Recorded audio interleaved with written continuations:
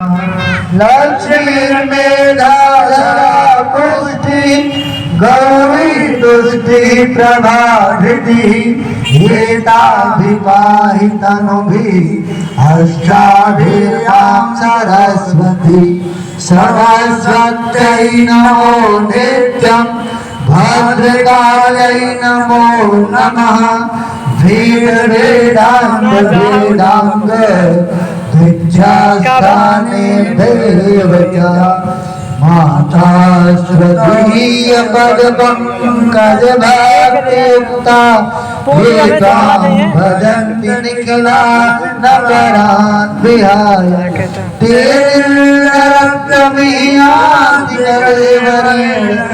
भी करते कराते रहते हैं। उन्होंने खूब लोगों को दिया भी है, ज्ञान विज्ञान दे दिया है, कपड़े दे दिया है, मकान दे दिया है, नौकरी दे दिया है, सब कुछ दे दिया है। तो सही बात तो यह है जो उनके वो नहीं देती वो कहाँ से देंगे।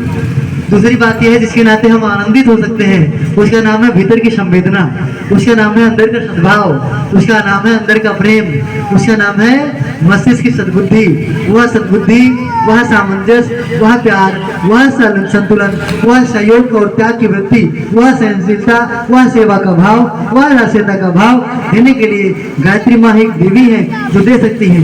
आज ये घर घर की प्रत्येक अंतःकरण की आवश्यकता है। सभी लोग उस गायत्री माता का ध्यान करें और इस भाव के साथ ध्यान करें कि हम सभी देवताओं की पूजा करते हैं। सारे देवता आपसे अनुप्राणित होते हैं, आपकी कोख से ही सब देवताओं का जन्म होता है। ब्रह्मा विष्णु रुद्र सूर्य देते और भाई गायत्री, हाँ तुमसे पावन सुरता देते। जितने भी देवता है उनकी जो देवत्व है सुरता है, सुर माने देवता, सुरता माने देवत्व, उनका देवता, उनकी देव की शक्ति सब आपसे ही अनुप्राणित है। तो सावित्री गार्गी जितने लोग हैं धरती पर अवतार लेते हैं सब माता गायत्री के कोख से जन्म लेके आते हैं। उनसे आप कहिए कि जब आपने हमारे घर के देवताओं को भी अपने कोख से जन्म दे के रखा है तो आपकी साक्षात मेरे घर में मेरी उपस्थिति हो जाती। कितना की तब की बात थी। यही से प्रार्थना करके जाना, बोलना मैं कुछ जानती नहीं हूँ, हम बच्चे हैं, हम क्या जाने, हमको क्या पता। पर हम 2-3 बार गायत्री मंत्र करेंगे, 5 बार गायत्री मंत्र रोज करेंगे। ऐसा करना कि आज तक हमने केवल बस तनाव की, विषाद की जिंदगी जी है, द्वंद की जिंदगी जी है। हमारे घर में आओ, संपत्ति तो बहुत है, अब बहुत प्यासे हैं शांति के लिए, बहुत प्यासे हैं संतोष के लिए, सामर्थ्य के लिए बहुत प्यासे हैं। कृपा करके हमारे घर में प्रवेश कर जाओ, हमको भी सुख शांति दो, हमको भी वो दृष्टि दो जिससे कि अपना जीवन सार्थक हो जाए। उस लिस्ट में अपना नाम आ जाए जिसमें ऋक्ष बंदरों का आ गया, उस लिस्ट में अपना नाम आ जाए जहाँ विवेकानंद जी अपना नाम लिखा जाते हैं, संत लोग अपना नाम लिखा जाते हैं, आइंस्टीन का वर्ग चला आता है, आर्यभट्ट का वर्ग चला आता है। ऐसे महापुरुषों की श्रेणी में हम भी आए। इस भाव के साथ आप लोग गायत्री माता का आह्वान करेंगे, आपको अनुप्राणित करने के लिए, वरदान वरदान देने के लिए, सद्बुद्धि सन्मार्ग सद्भावना देने के लिए, गायत्री माता की उपस्थिति के लिए भाव भरी। ओम आयात वरदे देवी त्रयधरे ब्रह्मवादिनी गायत्री छंदसां माता ब्रह्मयोने नमोस्तुते। ओम श्री गायत्री नमः। आवाहयामि स्थापयामि ध्यायामि ततो नमस्कारं करोमि।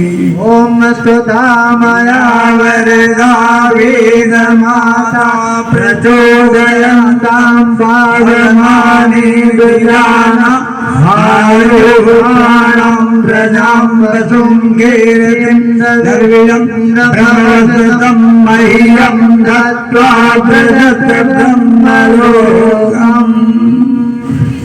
गायत्री माता क्या देती है? अथर्ववेद का एक मंत्र है, संभवतः मैं सही कह रहा हूँ तो ये यहाँ पर गायत्री माता का जप करने वाला आयु पाता है। आयु किसे बोलते हैं? आयु का मतलब ये नहीं है कि आपको रावण की आयु मिल जाए, कुंभकर्ण की आयु मिल जाए, राम जी की आयु मिल जाए, 1000 साल मिल जाए, नहीं। आयु का मतलब ये है कि आप लोगों को जो भी मिला है उसमें प्राण पैदा हो जाए, प्रत्येक मोमेंट का सदयोग मिल जाए, आयु उसे कहते हैं। क्या विवेकानंद जी की विवेकानंद जी का महाप्रयाण देहावसान 39 साल की उम्र में हो जाता है, तो क्या उनको आयु नहीं मिली थी? उन्हीं को आयु मिली थी। हमारा 70 साल वाला कोई आयु थोड़े न जाने कहाँ घूमता फिरता रहता है। आयु उसे कहते हैं जो सार्थक प्रत्येक मोमेंट का सदुपयोग करते हुए उसे बोलता है। जब आप गायत्री महामंत्र का जप करेंगे तो आपको आयु मिल जाएगा, वही 70 साल वाली जिंदगी पूरी तरह से सदुपयोग करने के लिए बुद्धि मिल जाएगी और प्रत्येक मोमेंट आप प्रयोग कर पाएंगे, सदुपयोग कर पाएंगे, उसे बोलते हैं आयु। दूसरा क्या मिलेगा? प्राण मिलेगा। प्राण को मैंने आपको बता दिया, प्राण किसी कहते हैं, गुरुदेव प्राण कहा है साहस को, हिम्मत को प्राण कहते हैं हिम्मत को, साहस को। आप गुरुदेव कहते हैं आपके अंदर गायत्री आई कि नहीं आई, तब मैं मानूंगा जब आपके अंदर हिम्मत आई। और यहाँ सबके अंदर गायत्री यदि ना आई होती तो इनकी हिम्मत बीवी बच्चों को छोड़ करके रात को 4-4 दिन निकल के दीपक करने की कहा था। गायत्री के अंदर जब प्रवेश करती है तो साहस पैदा करती है, प्राण पैदा करती है, हिम्मत पैदा कर देती है। हम लोग जो है क्या एज होगी हमारी, 28 साल क्या एज होती है, इसमें कौन सी गायत्री की शुद्धि आएगी, कौन सा व्यक्ति वक्ता बन जाएगा। मैं जिंदगी भर अंग्रेजी पढ़ा हूँ, इंग्लिश का टीचर हूँ, मात्र इंग्लिश पढ़ाता हूँ, बस भरे 12th तक पढ़ाता हूँ, पर इंग्लिश ही पढ़ाता हूँ। हमें क्या पता संस्कृत श्लोक कैसे बैठे हैं। शांति कुंज में 2-3 बार तो गया तो हूँ, प्रशिक्षण को बार नहीं लिया हूँ। शांति कुंज 2-3 बार गया हूँ तो मैं प्रशिक्षण कभी नहीं लिया हूँ, पर मंत्रों में आप देख लीजिए क्या आ गया, ये क्या आ गया, हिम्मत आ गई ना। मैं बोल ले जाऊंगा भैया मेरे अंदर आई कैन डू इट आ गया, बस काम खत्म हो गया। कहने का मतलब यह है गायत्री आएगी तब जब आपके अंदर प्राण पैदा हो जाए, हिम्मत पैदा हो जाए, 10 रुपया निकालने का हिम्मत पैदा हो जाए, दूसरों के लिए सहयोग देने का हिम्मत पैदा हो जाए, कहीं भी अच्छा कार्यक्रम हो उसमें भागीदारी करने का हिम्मत पैदा हो जाए। गुरुदेव जिस चीज के लिए आपको पुकार रहे हैं वहां टूट करके जितना भी वक्त है अधिक से अधिक लगाने का प्राण पैदा हो जाए, अपना निर्माण करने का, पुरानी वाली जिंदगी को छोड़ करके नई जिंदगी को, नई दुनिया बनाने का साहस पैदा हो जाए, तो उसे बोलते हैं प्राण। ऐसा प्राण आ जाए तो निश्चित रूप से आप हनुमान जी कैटेगरी की बन जाए, अंगद बन जाए, बाल गोपाल बन जाए, आप सभी लोग उस कैटेगरी के हो जाए जहां लोग आपको अवतारी चेतना कहने पर विवश हो जाए, अगर इस तरह का आपको प्राण आ जाए तो गायत्री मंत्र का आयु आता है। आयु माने जो भी समय है सदुपयोग कर ले जाएंगे, प्राण माने अच्छे कामों के लिए हिम्मत आ जाएगी। 2 बार। तीसरी मिलती है प्रजा। प्रजा माने लोग कहते हैं प्रजा मिलेगी मतलब आगे आगे चलो, लोग पीछे पीछे फॉर्च्यूनर लेके दौड़ेंगे, माने प्रजा। गुरुदेव बोलते हैं प्रजा में संतान, और संतान ये नहीं होता जिनको अपनी कोख से जन्म देते हैं, उनको संतान थोड़े बोलते हैं। अरे उनको बेटा बोलते हैं, बेटी बोलते हैं, लड़का बोलते हैं, लड़की बोलते हैं, वो संतान नहीं। अरे संतान उनको बोलते हैं जो हमारे पथ का अनुयायी हो। हम गांधी जी के संतान है क्योंकि हम कम में गुजारा करना जानते हैं। हम परम पूज्य गुरुदेव की प्योर संतान है क्योंकि हम उनकी यज्ञ और गायत्री की परंपरा को घर तक पहुंचाने के लिए राजी हैं। हम उनकी संतान कहलाते हैं। हम आपके अपने पिता की संतान है कि नहीं उसमें संदेह है हमको। क्यों संदेह? हाँ बेटा उनका हो सकते हैं, ठीक बात है, लड़का लड़की उनका हो सकते हैं, पर संतान उनके हम नहीं हो सकते। इसमें हमको डाउट है। डाउट इसलिए है क्योंकि जो वो करते थे वो हम नहीं करते, हम गड़बड़ नहीं करते, वो केवल खेती ही कर पाते हैं, हम उतना नहीं कर पाते, नहीं हो पाता हमसे, तो क्या करें, थोड़ा बहुत ही कर पाते हैं। वो आधा टाइम उनका घर पे ही बीत जाता है, हमसे नहीं बन पाता, हमारा गुरुदेव काम में बीतता है, तो उनको उनके पथ को मैं फॉलो ही नहीं किया। संतान किस बात का? हम लोग बोल देते हैं ऋषियों की संतान है हम। अरे ऋषि आया कितना आपके अंदर? अभी सवेरे सवेरे हमारे भैया देव संस्कृति विश्वविद्यालय वाले भाई साहब कह रहे थे ऋषि उसे कहते हैं जिसने अपने जीवन में आध्यात्मिक चीजों का प्रयोग करके जीना सीखा हो, जो तथ्य दर्शन पढ़ा हो कि ये करेंगे तो जीवन में प्रकाश आएगा, आनंद आएगा, वो जीवन में उतार करके प्रयोग कर दिया हो, उसी को ऋषि बांटना शुरू कर दो ऋषि। तो अब ऋषि की परंपरा है, अपने जीवन में सुख शांति वाले सिद्धांत और सूत्र को फॉलो करने की हिम्मत क्यों नहीं पैदा कर पाते? तो क्या है, आयु देती है, सदुपयोग कराना सिखाती है, समय प्राण देती है, हिम्मत देती है, प्रजा देती है, हमको ऐसा व्यक्तित्व तैयार कर देती है, ऐसा चरित्र बना देती है, ऐसा ईमान, ऐसी प्रामाणिकता हमको दे देती है। ईमान और चरित्र 2 चीजें ऐसी हैं, 2 आधार पर संसार से जितना मन के उतना पैसा ले लो और जहां मन के उसे वहां नचा लो। अगर आपके ईमान और चरित्र जिंदा है तो दोनों मर गए तो आपके बाप भी आपके काम आने वाले नहीं है, बेटा भी आपके साथ चलने वाले नहीं है। 2 बातें। तो क्या प्रजा, तो भगवान गायत्री महामंत्र का जप करेंगे तो निश्चित रूप से वो आपको प्रजा दे देगी। प्रजा का मतलब आपका व्यक्तित्व बना देगी और आपके पद चिन्हों पर चलने वाले, आकाश भैया के पीछे चलने वाले सैकड़ों दिया के बच्चों को तैयार कर देगी। ये भाई साहब चलते हैं, लोग इनके पीछे पीछे चलते हैं, आप सब गायत्री परिवार में चलते हैं, लोग मादा लेते हैं आपको भी चलने के लिए। ऐसा व्यक्तित्व दे देगा, उसे आप ऐसा जीवन जिएंगे कि लोग आपको फॉलो करेंगे, उसे बोलते हैं प्रजा। पशु देती है, पशु माने बकरी नहीं देती है कि शाम को टेस्टी भोजन बन जाए, ऐसा बकरी देने के लिए गायत्री माता नहीं है, वो सब नहीं देती है। पशु का मतलब होता है बल, पशु माने बल, बल दे देती है। बल केवल शारीरिक बल नहीं, शारीरिक बल नहीं, सुबह से शाम तक का जो भी कार्यक्रम बनाएंगे वहां बल टूटता नहीं पड़ेगा, शारीरिक बल भी दे देती है। गुरुदेव बोलते हैं हमने 75 साल में लगातार गायत्री महामंत्र का जप किया है। डॉक्टर हड्डियों का जब चेकअप करता है तो कहता है कि अभी नवयुवक बच्चे का है, इसमें कोई अंतर आया ही नहीं है। ऐसा है गायत्री मंत्र करते करते आदमी 75 साल की अवस्था में भी जवान बना रहता है। उसे बोलते हैं पशु, पशु माने बल, कीर्ति देती है, कीर्ति देती है। कीर्ति किसे बोलते हैं? कीर्ति उसे बोलते हैं जहाँ आपकी तस्वीर को लगा करके लोग आपको आपसे प्रेरणा पाए। कीर्ति उसे नहीं बोलते फालतू वाहवाही करे माला पहने, वो सब कीर्ति नहीं है।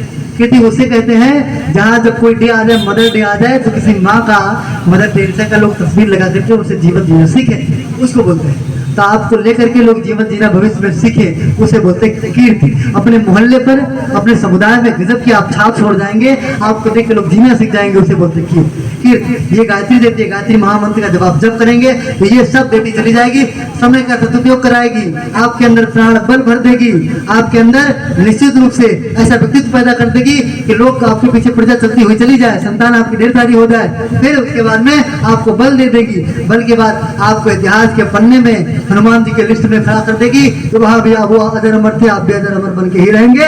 जहाँ विवेकानंद की तस्वीर लगती होगी भारत में पूजन के लिए, वही आपकी भी टंगने वाली है, उसमें कोई दोहरा नहीं है। ये देती है गायत्री महामंत्र। हम सभी लोग गायत्री महामंत्र के साथ सभी देवताओं का आह्वान किए, हम सभी लोग अब सार संक्षेप में प्रणाम करेंगे। उपस्थित सभी देवी देवताओं को नमः के साथ नमः का उच्चारण करते हुए सर झुका करके प्रणाम करेंगे। ओम सिद्ध बुद्धि सहिताय श्रीमन महागणाधिपतये नमः। ओम लक्ष्मी नारायणाभ्याम नमः। ओम उमा महेश्वराभ्याम नमः। ओम वाणी हिरण्यगर्भाभ्याम नमः। ओम सची पुरंदराभ्याम नमः। ओम मातृ पितृ तृणकमलेभ्यो नमः। ओम कुल देवताभ्यो नमः। ओम इष्ट देवताभ्यो नमः। ओम ग्राम देवताभ्यो नमः। ओम स्थान देवताभ्यो नमः। ओम वास्तु देवताभ्यो नमः। ओम सर्वेभ्यो देवेभ्यो नमः। ओम सर्वेभ्यो ब्राह्मणेभ्यो नमः। ओम सर्वेभ्यः सूर्येभ्यो नमः। ओम वैतन्यं प्रधान श्री गायत्री देवी नमः। ओम पुण्यं पुण्यां देवास्तु। षोडशोपचार पूजनम। जिस भगवान के घर, जिस देवताओं के घर सारी तरह से गायत्री की चेतना पिरोई हुई है, यज्ञ की चेतना पिरोई हुई है। यदि गायत्री और यज्ञ दोनों का बीच से निकाल दे, फिर भारत अन्य देशों से भी गया गुजरा निकलेगा। ऐसा क्यों? फिर ऐसा क्या है? गायत्री क्या है? वो गायत्री क्या है जिस पर भारतीयता टिकी हुई है? वो गायत्री क्या है जिसके आधार पर भारत है, भारत विश्व गुरु बनने जा रहा है? आखिर वो गायत्री क्या है? वो यज्ञ क्या है जिसके आधार पर अपना देश पूरी दुनिया में पूजा जा रहा है? हम इकलौते देशवासी हैं जिनको ये सौभाग्य प्राप्त हुआ है जो अपने राष्ट्र को माँ कहता हो। इसमें हमको गौरव होना चाहिए। आज मातृ दिवस है, मदर्स डे है, हम सभी का सौभाग्य है। ऐसे पावन दिवस के दिन हम सभी लोग दीप महायज्ञ में बैठे। संक्षेप में गायत्री क्या है, यज्ञ क्या है, दो टूक बात करेंगे। दीप यज्ञ क्या है, फिर आगे का प्रोसेस हम करेंगे। गायत्री के दो चरण चलते हैं। एक का नाम गायत्री मंत्र, दूसरे का नाम गायत्री विद्या। गायत्री मंत्र किसे बोलते हैं? गुरुदेव ने कहा आत्म कल्याण के लिए, अर्थात अपने कल्याण के लिए, परिवार के कल्याण के लिए। दूसरी बात, राष्ट्र के उत्थान के लिए, विश्व के कल्याण के लिए, विश्व की शांति के लिए जो प्रार्थना करी जाती है वो गायत्री मंत्र का पक्ष है। चाहे जिस भी भाषा में आप कर लीजिए। गुरुदेव ने कहा गायत्री महामंत्र का सीधा अर्थ है, हे परमात्मा हमें सद्बुद्धि दो, सही रास्ते पर खींच करके चला दो, हमारा भविष्य उज्जवल हो। यही गायत्री महामंत्र का अर्थ है। ये आप गुरुदेव ने छूट दे के रखा है, चाहे आप उर्दू में, चाहे हिंदी में, चाहे इंग्लिश में, जो आपको सुटेबल पड़े उसी भी भाषा में आप अनुवाद करके करोगे तो पूरी तरह से उस प्रार्थना का प्रतिफल निकल करके आएगा। तो गायत्री का जो मंत्र पक्ष है वो लोक कल्याण के लिए, आत्म कल्याण के लिए भाव विभोर होकर के प्रार्थना का मंत्र है गायत्री मंत्र। हम सभी लोग अगर भगवान से, परमात्मा से नित्य उठ करके सोते समय, जागते समय, चलते समय जब भी भाव चेतना जागृत होती है तभी हम परमात्मा से लोक कल्याण के लिए प्रार्थना करते हैं, उज्जवल भविष्य की प्रार्थना करते हैं, तो हम गायत्री महामंत्र के मंत्र पक्ष को जी रहे होते हैं। आप केवल बस मंत्र भी करेंगे, केवल माला डुलाएंगे, मंत्रों की संख्या की काउंटिंग करेंगे, इतना हमने कर लिया, पर लोक कल्याण का भाव कभी आया ही नहीं। तो फिर गायत्री मंत्र को आप जी नहीं रहे होते हैं, ढो रहे होते हैं। तो पूरी तरह से यदि आपके भीतर कल्याण का भाव जागृत होता हो तो निश्चित रूप से गायत्री मंत्र का पक्ष आप जी रहे हैं। दूसरा पक्ष है गायत्री विद्या। विद्या बोलते हैं आर्ट ऑफ लिविंग को बोलते हैं, जीवन जीने का ढंग जो सिखा दे उसी को विद्या बोलते हैं। सुबह से शाम तक हमको जीवन जीने की कला आनी चाहिए। संसार में कलाएं बहुत हैं, कला इतनी सारी है कि जो कुछ आप दिखता है आपको कला की परिणति है। किसी कलाकार के मन में आया होगा तो वो गायत्री सत्ता परब्रह्म की चिंता जो निराकार है वो कलाकारिता के माध्यम से उसे स्त्री रूप में बना दिया। हम आपका श्रद्धा इससे विकसित होता है, हमको गायत्री का ध्यान करना होता है तो एक पवित्रतम प्यारी सी छवि हमारे दिमाग में छप जाती है। किसी की कलाकारी ही है, किसी की कलाकारी ही रही होगी। मंच सजा हुआ है, फूल लगे हुए हैं, दीपक सजा हुआ है, किसी ने बाती को गजब आकार दे दिया है, कुछ करना नहीं है, लग गया। ये कलाकारी ही तो दिखती है। मकान बना हुआ है, सीमेंट लगा हुआ है, गेट लगा हुआ है, तरह तरह के सिस्टम में जो भी खाने पीने से लेकर के प्रयोग में लाने वाली प्रत्येक वस्तुओं का जो निर्माण है, जो कुछ हमको दिखता है कृत्रिम, सब कुछ मनुष्यता की कलाकारिता का ही परिचायक है, द्योतक है। सब कला ही तो बिखरी हुई चारों ओर। सारे लोग के अंदर कलाकारी बहुत है, वार्ता करने की कला है, एक से बढ़कर एक भाषा बोल लेते हैं। इंग्लिश बोलना कहो चाहे हिंदी बोलना कहो, जुबान ट्विस्ट करने की बोलना कहो, अमेरिकन इंग्लिश बोलने कहो तो इंग्लिश वाला बोले, सांस्कृतिक बोलने की कला लोगों को बखूब आती है। चलने की कला आती है, कपड़े पहनने की कला आती है, कमाने की कला आती है, खर्चा करने की कला आती है, सारी कला आती होगी। बस एक कला भूल जाती है, उसका नाम क्या? किसी बच्चे ने हमसे प्रश्न किया, sir what is the greatest art in the world? संसार में सबसे बड़ी कला क्या हो सकती है? तो संसार में मनुष्य के लिए सबसे बड़ी कला जीवन जीने की कला। यदि आपको जीवन जीने का ढंग नहीं आया, सब व्यर्थ हो जाएगा, सब बेकार। बड़ी कलाकारी पूर्वक तैयार किया, पर उसे अगर भावपूर्वक परोसना नहीं आता हो तो, जब वो खिलाना चाहती हो तो उसमें प्यार झलकता ही नहीं हो तो। 4 मेहमान घर पे आ गए, कलाकारी अच्छी लगाई, बड़ा टेस्ट पूर्वक बनाया है, पर खिलाने का भाव नहीं है, तो मुझे लगता है वो सारी व्यवस्था पड़ी की पड़ी रह जाती है। उसमें हमें कमियों के सिवाय कुछ दृष्टिगोचर होता ही नहीं। पर अपने भीतर खिलाने का भाव हो तो लोग नमक रोटी में तर जाते हैं, झूठे बेर में राम दर्शन ही नहीं दे जाते, नौधा भक्ति को जिंदा कर जाते हैं सबरी के अंदर। उसके बाद वही भक्ति पा करके न जाने कितने लोग तर जाते हैं। नौधा भक्ति सबरी से पैदा होकर के आती है। कब आती है? सबरी के अंदर खिलाने का भाव था, झूठे बेर थे पर भाव था। 3 मुट्ठी चावल ही खिलाया था सुदामा ने भगवान श्री कृष्ण को, पर कितना गहरा भाव रहा होगा कि मैं अपने मित्र को खिलाने जा रहा हूँ, सर्वस्व लुटाने जा रहा हूँ। इस गहरी संवेदना के साथ, गहरी भावना के साथ खिलाने का परिणाम ऐसा हुआ कि वो तीनों लोग देने पर उतारू हो गए। तो हम तीनों लोग दे दें तो मुझे लगता है 3 मुट्ठी चावल के बदले की कीमत हमने कुछ कमी दी, ऐसा उनको लगता। ये क्या है? जीने की कला मैं बता रहा हूँ, संबंधों को सधुने की कला बता रहा हूँ। जीने का ढंग आ जाए तो आनंद आ जाए। सबसे बड़ी बात गुरुदेव बताते हैं, आज के डेट में सुविधा साधन के अंबार लगे हुए हैं। अब कौन ऐसा व्यक्ति होगा जो दोनों टाइम का खाना नहीं पाता होगा? हमें लगता है दाल चावल रोटी सब्जी अचार दूध खीर ना मिलता होगा, फिर भी रोटी चावल तो खा ही लेता होगा, रोटी सब्जी खा लेता होगा। नहीं गई गुजरी स्थिति होगी तो नमक रोटी तो खा के ही सोता होगा, भूखा तो मुश्किल है। कौन व्यक्ति होगा कपड़े के बगैर जो घूम रहा हो? कपड़े भी सबको उपलब्ध है ही, 4-4, 5-5, 10-10 जोड़ी लोग लिए बैठे हैं, कपड़े के संसाधन भी है। कौन सा व्यक्ति होगा बहुत के पास छत नहीं होगी, छत के नीचे छोटे भी हैं, वो मोबाइल भी उनके पास है, मित्र भी उनके पास है, पढ़ाई भी उनके पास है, डिग्री भी उनके पास है, सारे संसाधन उनके पास उपलब्ध है। संसाधनों की जितनी मात्रा बढ़ती चली गई, अंदर का दुख हृदय की भावना संकुचित होती हुई चली गई है। What for? इसलिए चल रहा है ये सब। तो वो खुद नहीं उत्तर दे पाएंगे, आखिर मैं लड़ क्यों रहा हूँ?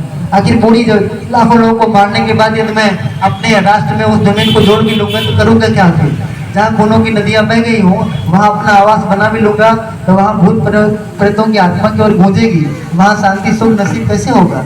कौन समझाए उनको?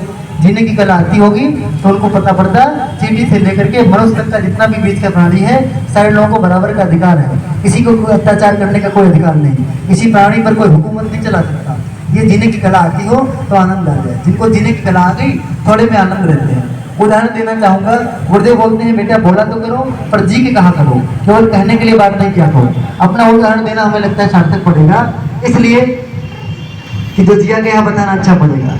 अपने यहाँ 3 कमरे का कच्चा मकान पका हुआ, कोई प्लास्टर नहीं लगा हुआ है, थोड़ा छप्पर का मकान है। अपने यहाँ ज़्यादा रहने की स्थिति यही है।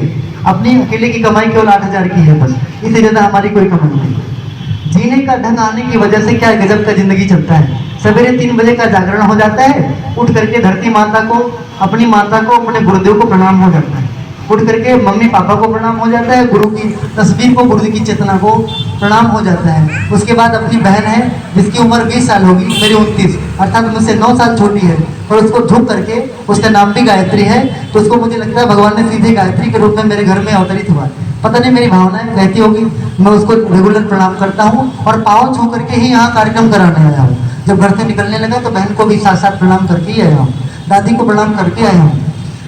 उसके बाद में केवल प्रणाम भर होता है, नहीं मात्र प्रणाम भर नहीं होता है। अगर जिस माँ को, जिस बहन को मैं प्रणाम करता हूँ, उसने गलती से कोई बात ऊंची भी बोल दी तो इधर से कोई प्रत्युत्तर नहीं निकलता, सहने के लिए राजी हूँ। जिसको मैंने देवी कहा है, बहन नहीं माना है, उस देवी के सामने प्रत्युत्तर किस बात का। जिसको मैंने माँ नहीं माना, साक्षात गायत्री का स्वरूप माना है, निश्चित रूप से मैं उससे पलट की कभी जुबान नहीं लड़ाता। हमारी माँ बराबर बोलती क्या खाना है, मैं बोलता हूँ हमारी कोई चॉइस नहीं है, आपने मेहनत किया है, आपने प्यार से परोसा है, भावपूर्वक परोसती हैं। 7 बजे मुझे विद्यालय जाना रहता है, उससे पहले आप सब कुछ तैयार करके दे देती हैं, यही मेरे लिए पर्याप्त है। उसमें वैरायटी कुछ भी हो, दाल बनाया कि चावल बनाया, नमक कम हो गया कि चीनी ज़्यादा हो गया, हमको फर्क नहीं पड़ता। चावल जल गई हो, रोटी कच्ची रह गई हो, फर्क नहीं पड़ता, मैं खा करके चला जाता हूँ, क्योंकि इसमें माँ का प्यार ग्रहण करता हूँ। उस माँ के प्यार की देन है, सुबह 3:30 बजे का जगा हुआ आदमी रात को 9 बजे तक मन तक लेक्चर देता रहता है। कोई दिन खाली नहीं रहता जब सुबह जो है 6 बजे उठ करके, 3 बजे उठ करके और रात को 9 बजे तक मैं कार्यक्रम ना करूँ। भैया जी लोग हमारे यहाँ गए थे, आकाश भैया, इन लोगों को एक दिन में मैं 9 कार्यक्रम करवाया था, 8 कार्यक्रम। ये लोग भी थक गए होंगे, ये कैसे करते होंगे। हमने कहा माँ का प्यार पीता हूँ ना, बहुत ऊर्जा देती है, खान पान में कोई ऊर्जा नहीं। खाने पीने वाले बेचारे 2 घंटा काम करते हैं, 4 घंटे के लिए आराम चाहते हैं, हम तो आराम नहीं करना चाहते। आज के दिन तीसरा कार्यक्रम है, 2.5 घंटे का तीसरा कार्यक्रम चल रहा है, कोई दिक्कत नहीं, हमारी ऊर्जा भी देख लीजिए आप, बड़ी बनाइए, कोई दिक्कत नहीं। दिक्कत कब नहीं है, प्यार खाता हूँ, भावनाएं खाता हूँ। इस पर किसका, माँ का, बहन का, उन लोगों का जिनके अंदर सात्विकता है, उन लोगों का जिनके अंदर इंसानियत अभी भी जिंदा है, उनको एक बीच का भाव आदान प्रदान होता है, प्यार का भाव, त्याग का भाव, सेवा का भाव, साथ का भाव, ये होता है। उसके बाद जीवन का क्रम कुछ ऐसा रहा है, शाम के समय हमारे यहाँ कुछ बेटियां घर पे पढ़ने के लिए आती हैं, उनकी संख्या 12 और 14। हमने कहा बेटा जब घर पे आ गए हो तो इसे तुम इंस्टीट्यूट क्यों बोलते हो, संस्था और परिवार में अंतर नहीं रह गया क्या। संस्था में बंटवारे होते हैं, परिवार में भाव चलता है। संस्था और परिवार कैसे बना है, कोई संस्था होगा तो हमको लगता है, कोई संस्था होगा तो हमें यहाँ से जान पड़ता है कि संस्था में अगर आप 4 घंटे काम करते होगे तो उसका पैसा आपको मिलेगा। 4 घंटा कोई और कार्य करता होगा, उसका जितना काम करोगे उतना पैसा मिलेगा। परिवार में ये बात नहीं है। कोई बच्चा है जिद कर रहा है और पापा ने ज्यादा दे दिया, ऐसा नहीं कि 2 उनको दिया 3 उनको, ऐसी कोई बात नहीं। परिवार तो उसे कहते हैं, बड़ा बेटा इंजीनियरिंग कर रहा है, उसके पीछे 5 लाख खर्चा करने की आवश्यकता है, पिता करता है। छोटा वाला केवल इंटर ही कर रहा है तो उसके पीछे थोड़ा ही खर्चा करता है। ये भाई भाई में बंटवारा कैसा, भाई भाई में तो भावना ये होनी चाहिए, एक भाई के पास 3 बेटे हैं तो उसको ज्यादा जमीन की आवश्यकता है, उसको ज्यादा मकान की आवश्यकता है, वो ज्यादा ले ले। एक अकेला ही शादी नहीं किया तो उसके लिए 1 ही कमरा पर्याप्त है, सोने के लिए 6 फुट जगह ही पर्याप्त है। इसे बोलते हैं परिवार, इससे कम में परिवार होता नहीं। अगर आप ये कहें सुई की नोक के बराबर जमीन मैं नहीं दूंगा, उसका भी बंटवारा करूंगा, तो निश्चित रूप से आप किसी संस्था के संस्थापक हो सकते हैं, वहाँ के मेंबर्स हो सकते हैं, और आप परिवार के सदस्य नहीं हो सकते। आपके भीतर वो रक्त संबंध नहीं हो सकते, भावनाएं आपके पास तो है ही नहीं। हमारे यहाँ जब बात चली 3 कमरे हैं, 3 भाई हो, कौन सा लोगे। हमने कहा जो बच जाए। बड़े भाई की शादी हो गई है, उनके पास बच्चे भी हैं, बेबी भी हैं, उनको ज़्यादा कमरे की आवश्यकता है, पहले वो यूज कर ले, जो बचेगा ठीक है, नहीं बचेगा तो ठीक है। हमारे यहाँ जो है छप्पर रखा हो उसमें हम सो लेंगे। छोटी सी बात के लिए विवाद और विषय का कोई विषय नहीं, ये विषय नहीं हमारे लिए, तो कोई विषय नहीं। और हम गायत्री परिवार से जुड़ करके अगर ऐसा करेंगे तो हम मंच पे बैठने के हकदार तो नहीं है ना। हमको लोग गर्वपूर्वक मंच पे बिठाते हैं, मार्गदर्शन पाने की चाह रखते हैं, ऐसे में हमको ऐसा नहीं करना चाहिए। आप तय कर लो जो भी तुमको अच्छा लगता है। हमने अपनी तरफ छोड़ दी, वो भी गजब के भाई, बड़े वाले गजब के भाई आज जाते हैं तो हमारे पास आते हैं, तुम टीचर हो ऐसे मत जाया करो। अपने हाथ से पैंट पहनाते हैं, अपने हाथ से शर्ट पहनाते हैं, अपने हाथ से बटन बंद करते हैं, अपने हाथ से बेल्ट लगाते हैं, अपने हाथ से कंघी करते हैं, तेल लगाते हैं, कहते हैं ऐसे जाया करो, अब ऐसे जाओ। जैसे मैं गोदी में खेलने वाला बाबू प्यार देते हैं, इस प्यार में स्वर्ग जैसी स्थिति आती है। आकाश भैया गए थे, बोलते थे यार गजब की बात, मेरी माँ को बोल के डिवाइन मदद, क्यों बोल के 12 बच्चे जो शाम को पढ़ने जाते थे, मैंने कह दिया बेटा कोचिंग में आया होगे तो मत आना कल से, परिवार में आओ तो परिवार के रहना, परिवार के रहना, परिवार के वो होके रहे। कैसे वो लोग जब पढ़ने के लिए आते हैं तो उसमें कुछ 6-7 बेटियां भी आती हैं, रोज शाम को उनका मैं पाँव धुलता हूँ, तिलक लगाता हूँ, उनकी आरती करता हूँ, बोलता हूँ गायत्री माता ने आपको सीधे साक्षात यहाँ भेज दिया है, तो मुझे गायत्री माता को फोटो में खोजने की आवश्यकता नहीं है, मैं तुम लोगों को प्रणाम करूंगा। पढ़ाता भी हूँ, प्रणाम भी करता हूँ। शाम को गीता की क्लास लेता हूँ, हाउ टू लिव लाइफ, जीवन जिए कैसे, हमें जीवन जीना कैसे आना चाहिए, उनको मैं सिखाता हूँ रेगुलर, पढ़ के जाते हैं। यही बात नहीं है, रक्षाबंधन के दिन मेरी मम्मी ने कहा आपकी रक्षाबंधन का खर्चा बड़ा होगा, कितना होगा, 4000। मैं बोला इतना बड़ा कैसे खर्चा, एक बहन है एक भाई और लोग तो बाहर है, इतना बड़ा खर्चा कैसे, ऐसा है कि एक बहन के लिए लेंगे तो ये बेटियां क्या करेंगी। हमने कहा जिस माँ का दिल बड़ा होगा तो बेटे की जेब छोटी कैसे पड़ जाए, आपको 4 चाहिए 4 चाहिए, मैं दे रहा हूँ। तत्काल मैं 4 जनों को दे दिया, 5 को तो बात दे दूँ। जिस माँ का दिल बड़ा हो गया, सबको बेटा मरने के लिए राजी है, तो मैं बाधक बनने वाला कौन हूँ। माँ से मैं सीखूंगी बाधक बनूँ, मुझे नहीं पता पड़ता। हमने छूट दे दी, उन्होंने सारे बच्चों के लिए कपड़े लेके दिए। दिवाली का जब समय आया तो जब मुझे वेतन मिल गया, हमें एक कार्यक्रम रखना था नौकुट लिए, पता पड़ा कि जो है हमें उन्हें खर्चा देना चाहिए। तो मम्मी को, पापा को, भैया को, भाभी को, सबको बिठा लिया। 8,000 रुपया पाया था, 100 रुपया निकाल लिया, बाकी सबको बांट दिया। बहन को जितना दिया उतना ही अपने बच्चों को जिनको पढ़ाना था उनको दिया। इसे बोलते हैं आर्ट ऑफ लिविंग, यह है जीने की विद्या। इसमें क्या है, बदले में वो क्या देते हैं, बदले में बहुत कुछ देते हैं। एक दिन मेरे पास फोन आया कि मुझे बीएड करना है, तब सर मेरे पास पैसे तो नहीं है, मैंने पैसे तो कभी बनाए नहीं। 3 दिन में मुझे 46,000 रुपये जमा करना, कैसे जमा करूंगा। बच्चे सब नीचे कर लिए, देखा वो बच्चे कल 49,000 कुछ रुपए लेके आए थे, गोल्डन फोन के लाए थे, अकाउंट से निकाल के आए थे, वापस लाके अरे कहा ये किस लेके आया हूँ। सर ले आप ले लीजिए। हम कैसे ले लें आप लोगों का पैसा, ले लीजिए सर। तो हमारे आप सर जी कैसे हैं, तो अब हम कहे अगर नहीं लेते हैं तो इसका मतलब इनके अंदर देने का भाव मार दूंगा। आज के बाद आज तो देने की वृत्ति लोगों में मर गई है। एक गांव इसलिए गरीब नहीं है, दलित नहीं है, दुखी नहीं है कि लोगों के पास है नहीं, देना नहीं चाहते ना। करोड़ों रुपए लोग डंप किए बैठे हैं, पड़ोसी भूखा मरे तो मरने दीजिए। देने की वृत्ति होती तो उनका भी कुछ उजागर हो गया होता, उनके बीवी बच्चे भी कुछ जो है सुख शांति पाते। पर ये बात नहीं है ना। मैंने कहा ये बच्चे देना सीख रहे तो ले रहा हूँ, पर हमने कहा तब मुझे होगा, मेरे पास होगा तो ले लेना। कहा ठीक है, हमने पैसे को ले लिया और मैंने बीएड कर लिया। यही बात नहीं है। 3 दिन के लिए मैं कार्यक्रम के बाहर निकल के गया था, बदली आ गई, तूफान हो गया, 2 बीघा गेहूं बोया था और मैं वहाँ चिंतित हूँ अब क्या करूंगा, जाऊंगा तो कहीं बरस जाए। तो मैं लौट के गया तो देखा 9-10 बच्चे भिड़ करके काट के बराबर, जब तक मैं घर पहुंचा काट पूरा काट के बराबर, पूरा भूसा वूसा सब अंदर कर दिए। हमने कौन करा, सारे बच्चे कर दिए। क्यों सर आपका कार्य हमारा काम नहीं है, इधर की बात है। अब जब उनको मैं देखता हूँ तो मुझे आंसू आता है, वो मुझे देखते तो उनको आंसू आता है। संवेदना अंदर फूट फूट के आती है। ये गायत्री है, गायत्री का विद्या वाला पक्ष है कि जिए कैसे। आप पदार्थों में, एटीएम में, नोटों में जिंदगी तलाशेंगे, पदार्थ बन के रह जाएंगे। आपका जब आड़ा वक्त आएगा तो उससे आपके पास केवल बस पदार्थ ही रहेंगे, संवेदना मानवता ठहरेगी नहीं आपके पास। कोई सेवा करने के लिए मुश्किल है कोई मिले। तो गायत्री महामंत्र दोहराइए, हे परमात्मा हमें जो है कल्याण, हमारा कल्याण करिए, हमारा व्यक्तित्व विकसित होता हुआ चला जाए, भावनाएं पवित्र हो, विचार प्रखर हो और हम सभी लोग विश्व कल्याण के लिए जो कुछ करें, आप सारे विश्व को उज्जवल भविष्य की ओर आगे बढ़ाओ। प्रार्थना गायत्री मंत्र का ये पक्ष है, चाहे गायत्री मंत्र बोलो चाहे हिंदी को बोलो, गुरुदेव का बहुत फर्क पड़ने वाला नहीं है, पर इसका गहरा भाव है। एक दूसरी बात ये कि जीवन जीने के ढंग को ठीक कर लो। बहुतों को शिकायत है सर जी मैं गायत्री महामंत्र करता हूँ, मुझे कोई लाभ नहीं होता, राम का नाम लेता हूँ लाभ नहीं होता, महामृत्युंजय मंत्र का अनुष्ठान समाप्त कर लिया हमें कोई फायदा ही नहीं हुआ। शास्त्र कहते हैं बेटा केवल मंत्र जब से लाभ हुआ होता है ना, तो आज ही कलयुग में सारे कोई मंत्र करता है। मैं बता दूं आपको, कोई एक व्यक्ति नहीं मिलेगा जो कोई कार्यक्रम करता हो, नया काम करता हो, घर बनवाता हो तो बिना पूजा पाठ के राम नाम को लेकर चलता हो। लेकिन उद्धार किसी का नहीं होता। क्यों नहीं होता?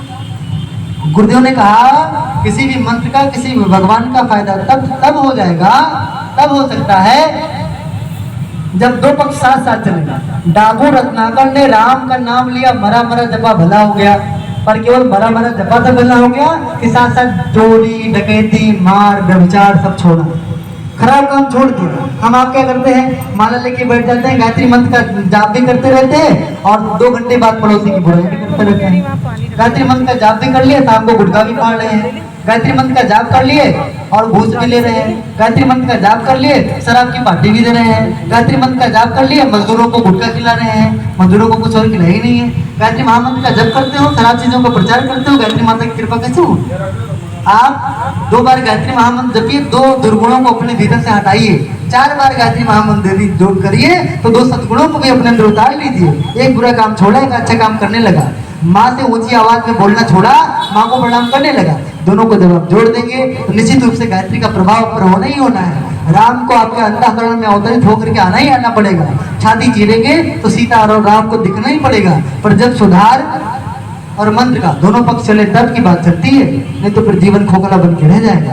तो मैं क्या बोल रहा था, यही वह मंत्र है गायत्री, जिसके आधार पर भारत है, भारत विश्व गुरु है, भारत राष्ट्र नहीं है बल्कि भारत माँ है। संवेदना उसके अंदर है, सेवा उसके अंदर है, त्याग उसके अंदर है, सहनशीलता उसके अंदर है, एक दूसरे को जीना सिखाती है, उसी को बोलते हैं गायत्री। यही वह गायत्री है जो पूरे भारत की प्राण चेतना है। दूसरा पक्ष यज्ञ क्या है? यज्ञ क्या है? गुरुदेव बोलते हैं सारे सत्कर्म यज्ञ तो है। हम जितने भी सत्कर्म करते हैं, जहाँ कल्याण जुड़ा है वहाँ यज्ञ जुड़ा है, कल्याण जुड़ा है यज्ञ जुड़ा है। ये कौन सा यज्ञ चल रहा है? ज्ञान यज्ञ चला है, ज्ञान मंच से ज्ञान यज्ञ चल रहा है। अगर इन बातों को सुन करके आपके जीवन में प्रेरणा और प्रकाश आता हो, नए सिरे से दिशा को बदलने की बात आती हो, जीवन 2 कौड़ी का रहा हो, पलट करके महामानव बनने की जिज्ञासा आती हो, तो ये ज्ञान यज्ञ हो गया, आपके जीवन में प्रकाश लाएगा, भविष्य में आपको महामानव बना देगा और निश्चित रूप से आपके साथ साथ अनेकों का भला हो जाएगा। इसे बोलते हैं ज्ञान यज्ञ। कभी आपने वृक्ष लगाया होगा तो वृक्ष है, पौधा रोपण यज्ञ कह सकते हैं आप उसको। ज्ञान यज्ञ है, दान यज्ञ है, सेवा यज्ञ है, जो है बहुत सारे लोग अन्न कराते हैं, अन्न यज्ञ है, जलपान यज्ञ है, जहाँ जिसकी सेवा हो पाए, जो भी हो पाए, उन सभी चीजों को यज्ञ कहते हैं। यज्ञ को हम लोग करेंगे और सत्कर्म नहीं करेंगे, यज्ञ का कोई फायदा होने वाला नहीं है। यज्ञ को करिए, साथ साथ सत्कर्म करिए। आज आपने यज्ञ किया है ना, यज्ञ किया है, हम सत्कर्म जोड़ें, अपने दायरे को थोड़ा बढ़ाएं। अपनी माँ केवल अपनी माँ होगी ये बात नहीं है। अपने यहाँ हमारे जो भी बच्चे आते हैं, हमको बच्चे मिले बहुत सारे, सैकड़ों बच्चे मिले।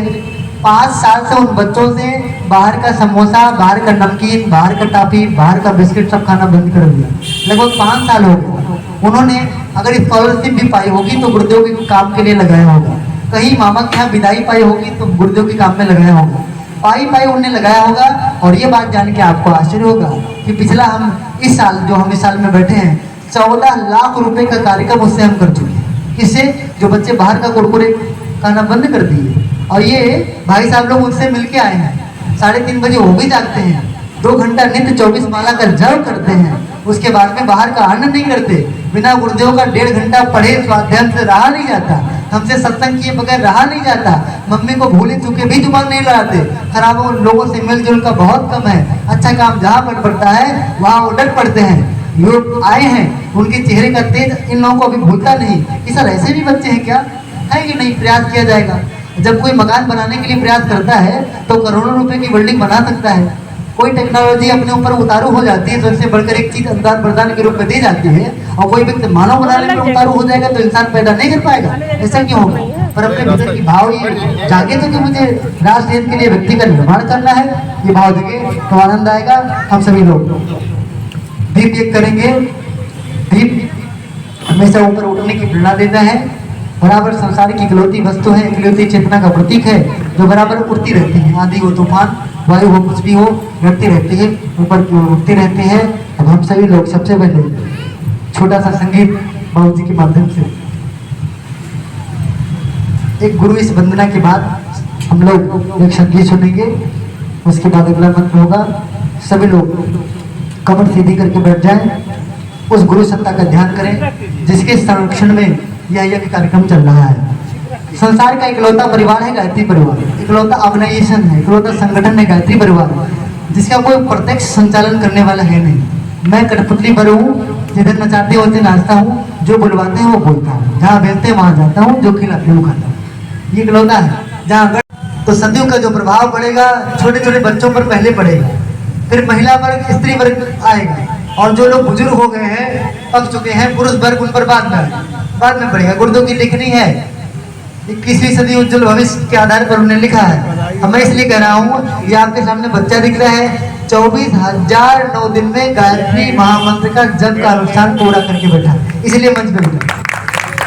मतलब कि 27 माला कम से कम डेली, 30 तो होता है, यानी कि मान के चलिए 2 घंटा 40 मिनट कम से कम नित्य जप किया है लड़के। कल्पना करके देखिए, आज लोग 2 घंटा 40 मिनट लगाते तो है, पर पबजी खेलने में लगाते हैं, टिकटॉक वीडियो बनाने में लगाते हैं।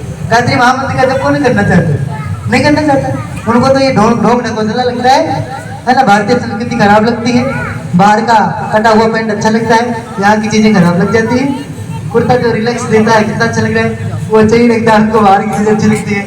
ये बच्चे ने भारतीय संस्कृति का सम्मान करते हुए जीवन में 24,000 गायत्री महामंत्र किया है। अच्छा, इस बच्चे ने भी बीज बोए हैं, बड़ा होगा, आप कभी याद बड़े होत रह जाए तो 10 साल बाद इसी बच्चे से मिलकर देखना, इसकी प्रतिभा, इसकी भावना, इसका व्यक्तित्व, इसका चरित्र, इसकी नौकरी चाकरी जो देखेंगे पता पड़ेगा वही है क्या, सतोगुण ही रहेगा, कहीं भटका हुआ नहीं रहेगा। आज बाहर से आदमी चमकता हुआ दिखता तो है, सच समझ करके निकलता तो है, पर भीतर पूरी तरह से अंदर से खोखला हो गया। भावना ये नहीं है, मस्तिष्क में डिप्रेशन है, टेंशन है, तनाव है। कोई दूसरा दिन नहीं होता होगा जब ये ना सोचे कि कहीं कट के मर जाऊं, घर छोड़ के भाग जाऊं, इनको मार डालूं या मैं मर जाऊं, यही सोचता रहता है। 2 कौड़ी का मन हो गया, 2 कौड़ी का व्यक्तित्व हो गया, पर ये बात इस बच्चे के साथ नहीं होने वाली, इसलिए क्योंकि इसने गायत्री महामंत्र को साधारने की कोशिश करी है। और धन्य उनके माँ बाप राम सागर भैया, सपत्नी, सधर्मिणी, जिन्होंने अपने बच्चे को इस कदर संस्कार दिया है। क्या अगर 2.5 घंटे का बच्चा जब करने लगेगा तो क्या पूरा दिन पढ़ेगा? नहीं, बताइए। 2.5 घंटा निकाल लिया तो मुझे लगता है कि जो पबजी सब्जी वाला है बच गया समय, उसमें लग गया, सदुपयोग हो गया। बाकी बच्चे समय पढ़ेगा, बच्चा कितना पढ़ेगा भी। तो बहुत शानदार कार्यक्रम है। एक बार पुनः बच्चे के स्वागत के लिए आप ताली बजाएंगे। हमारे भाई साहब दुर्गेश्वर है, थोड़ा तिलक लगा करके बच्चे का स्वागत करिए। पुष्प की वर्षा हम दोनों करेंगे, बाबूजी को दे दिए, करेंगे। हमको बड़ा आनंद है, कम से कम घर के बच्चे अगर इस कदर भारतीय संस्कृति का सम्मान करेंगे तो हम फिर से भारतवासी कहलाएंगे। अभी तो हम लोग जुबान से भारतवासी कहते हैं, खान पान की और पहनावे ओढ़ावे की, पढ़ाई लिखाई की नकल पूरा विदेशी वाला है। इनको विदेश में भेज दो तो पता नहीं पड़ेगा इंग्लैंड वाले हैं कि इंडिया वाले, अंतर वो भी नहीं करेगा। ओम मंगलम भगवान विष्णु मंगलम गरुड़ध्वज मंगलम पुंडरीकाक्षौ मंगलाय तनो हरि। ओम स्वस्ति न इंद्रो विधर्षवाः स्वस्ति नः पूषा विश्ववेदाः स्वस्ति नस्तारक्षो अरिष्टनेमि स्वस्ति नो बृहस्पतिर्दधातु। ओम चन्दनस्य महात्म्यं पवित्रं नाशनम् आपदां हरते नित्यं लक्ष्मी तिष्ठति सर्वदा। पवित्रीकरणम, बाएं हाथ में जल ले लीजिए।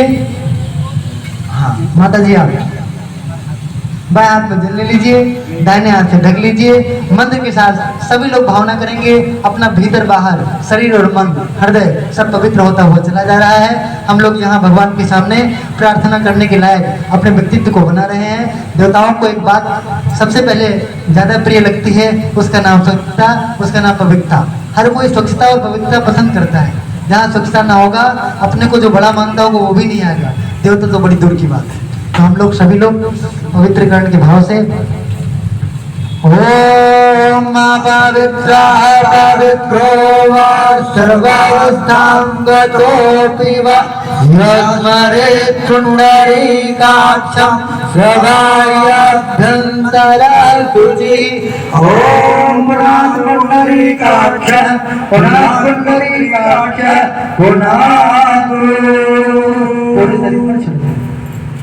आचमनम, वाणी और मन और अंतःकरण की शुद्धि के लिए 3 बार आचमन करते हैं। आचमन 3 बार मंत्र के साथ स्वाहा।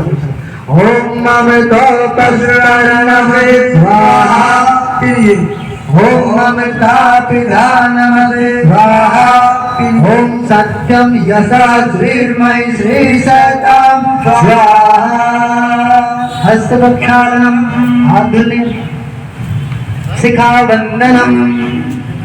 जब कभी भी कोई कार्य किसी से बिगड़ता हुआ देखें तो हम लोग जड़ तक पहुंचे। कार्य का दोष नहीं है, व्यक्ति का दोष नहीं है, चमड़ी और शरीर का दोष नहीं है, दोष मन का है। मन में को विचार आ गए, गलत काम हो गया, सदविचार आ गया, दीप महायज्ञ हो गया। किसी के अंदर दुर्विचार आ गया, जेल में चक्की पीत रहा है। किसी को सदविचार आ गया, IAS बन के अधिकारी बना है, जिले का पूरा नेतृत्व कर रहा है। एक सदविचार आ गया, अच्छा काम हो गया। सदविचार से सत्कर्म, सदकर्म से सदगति। खराब विचार होंगे तो विचार खराब, तो दुष्कर्म, दुष्कर्म तो दुर्गति। तो जरूरी है अपने विचारों को ठीक करना। ये मस्तिष्क है बेटा। अब आप जा सकते हो, पापा बोल रहे हैं, आराम से बोलो। मस्तिष्क विचारों का केंद्र है ना। ये अपना जो ब्रेन है, this is the centre of thoughts, ये विचारों का केंद्र है। यहाँ अच्छा विचार आएगा तो अच्छे काम होंगे, बुरा। हम सभी लोग शिखा को बांध लेते हैं तो ये भाव करते हैं कि हमने अच्छे विचारों को गांठ दे दिया है, अब अच्छे विचार बाहर नहीं निकलेंगे, हम हमेशा अच्छा अच्छा सोचेंगे।